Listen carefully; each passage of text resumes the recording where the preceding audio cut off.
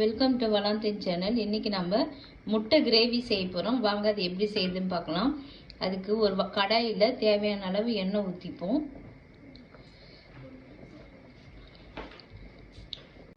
எண்ணெய் நல்லா காஞ்சதும் 2 பட்டை, 4 ஏலக்காய், 4 கிராம்பு பாருங்க நல்லா வெடிச்சு வந்துருச்சு. இப்போ ஒரு 3 பச்சை மிளகாய் கீறி வச்சுக்கிறோம், அதை சேர்த்துப்போம்.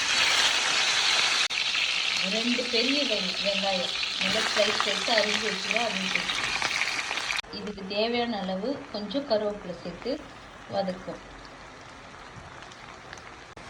கொஞ்சமாக 6 பல் பூண்டு சேர்த்து நல்லா வதக்கிட்டோம்.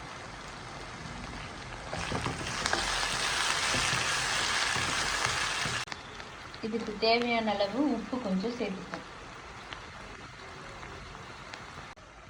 பாருங்க நல்லா வதங்கிச்சு. இப்போ ஒரு 3 தக்காளி, நல்லா பழுத்த தக்காளி மீடியம் சைஸ் சேர்த்து நல்லா வதக்கும்.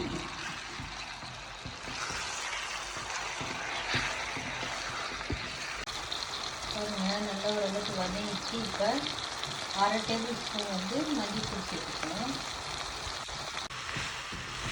சேர்த்து நல்லா வதக்கணும். ஒரு 1/2 டேபிள் ஸ்பூன் பெருஞ்சீரகம், ஒரு கரண்டி குழம்பு எல்லாத்தையும் சேர்த்து ஒன்றா மிக்ஸ் பண்ணுவோம்.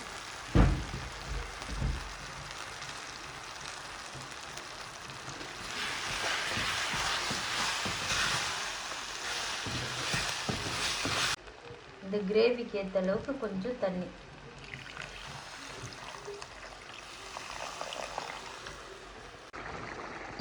பாருங்க கிரேவி நல்லா கொதிக்குது. இந்த ஸ்டேஜில் ஒரு 6 முட்டை அவிச்சு வச்சுக்கிறோம். நாங்கள் அதை அப்படியே சேர்த்துப்போம்.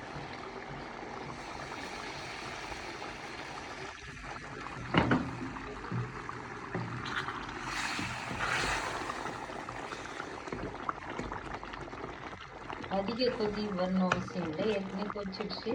ஒரு 10 நிமிஷம் கழிச்சு அப்படியே நிறுத்திட வேண்டியதான். இந்த ஸ்டேஜில் கொஞ்சமாக மல்லித்தழையை போட்டுக்கலாம்.